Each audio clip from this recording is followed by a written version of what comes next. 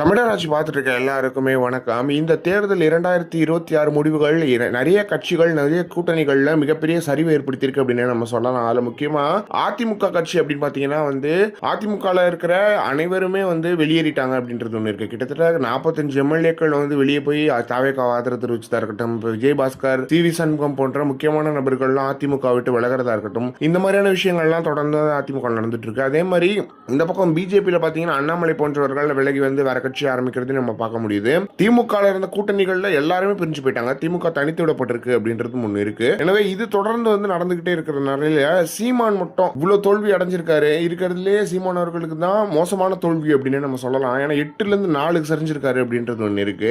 இந்த தோல்வியிலையுமே கூட சீமானை விட்டு ஒரு நிர்வாகி கூட விலகல அப்படின்றது தான் இன்னைக்கான செய்தியா இருக்கு அப்படின்றது ஒண்ணு இருக்கு. சீமான் அவர்கள் தோத்துட்டாரு.